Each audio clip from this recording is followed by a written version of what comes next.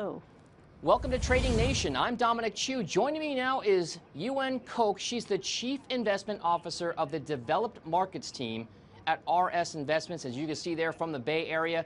Now, in a recent paper entitled Facts About Formulaic Investing, you and your co-authors said that a lot of value investors aren't actually finding value by using the methodologies that they are.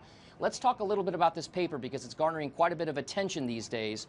When is it not really value investing if I look at price to earnings ratios and say, I want to pick the lowest ones out there? That's the reason why I invest in value.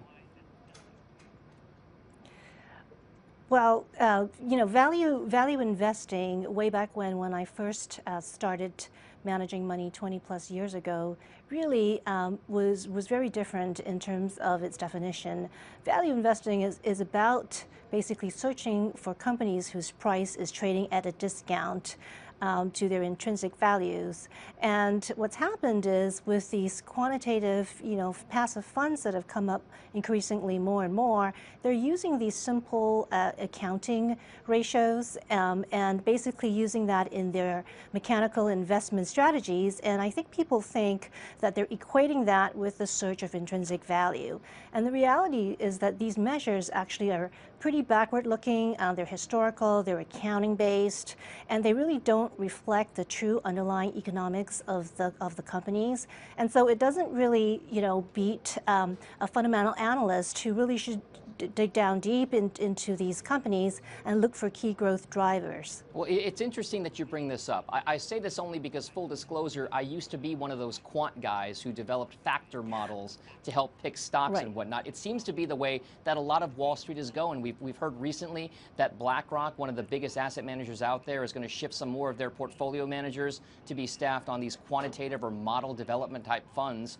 When we talk about this, what you're talking about almost gets to the heart of whether or not active management or passive management is the way for investors to go. So how exactly do you go about finding that discount to intrinsic value, I guess in layman's terms?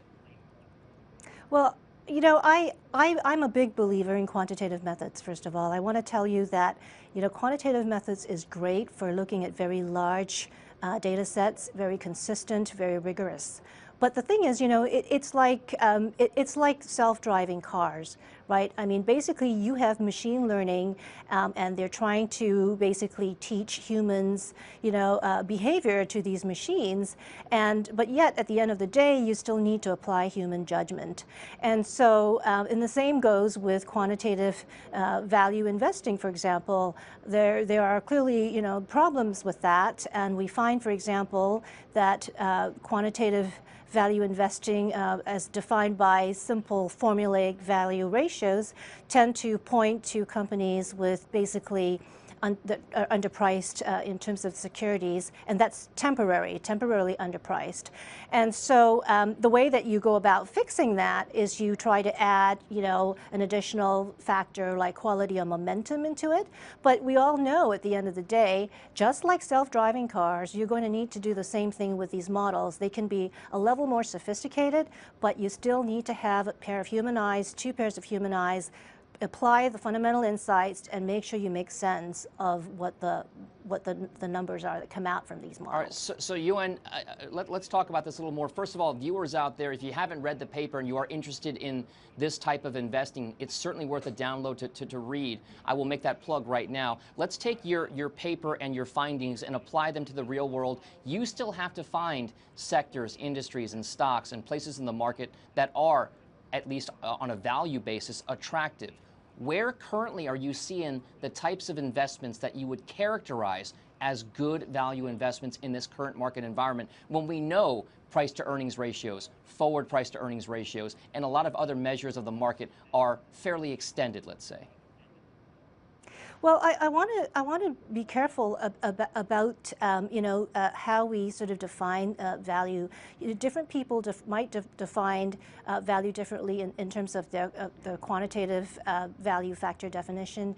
In the case of the paper, we actually looked at high market book to market, and we looked at trailing 12-month earnings, and we looked at forward earnings to price. And in each of these instances, we found that the fundamentals are temporarily overinflated, basically giving the impression, basically to people that these stocks are actually cheap with quality. In reality, it's actually the opposite. It's actually cheap, and the prices the fundamentals are actually going to fall. And so, in a live example, I will tell you that in 2014, for example, oil prices started to plummet, and oil stocks followed suit because sophisticated investors knew that this was actually happening, but companies themselves did not. And so the book values remain high, they look cheap, and consequently, value indices pick them up. And so many of these companies moved from growth to value. And then 12 months later, you saw that book values start to get revised down. And so, and that's pretty problematic, because people think, again, that they're getting they think they're getting something that's cheap with good value, but in reality, they do not. And so there are several sectors actually that I see that have this issue, and pharmaceuticals, for example, is a very good one.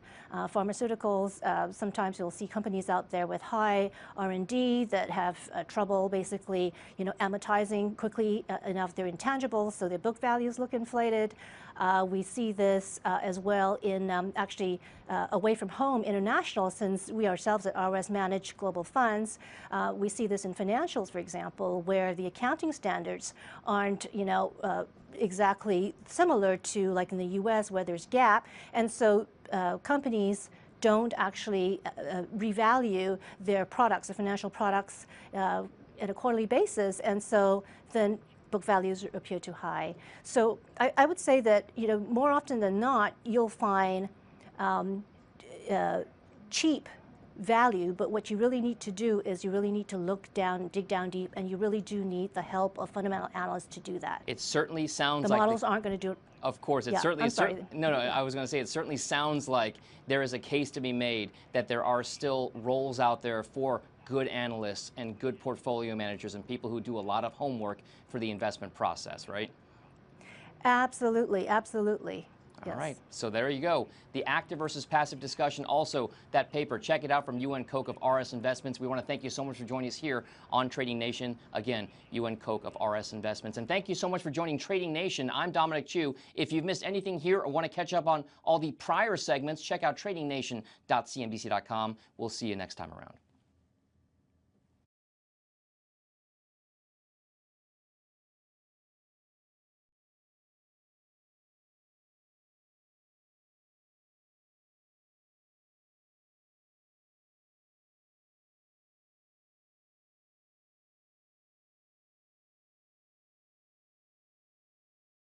Hey there, thanks for checking out CNBC on YouTube. Be sure to subscribe to stay up to date on all of the day's biggest stories. You can also click on any of the videos around me to watch the latest from CNBC. Thanks for watching.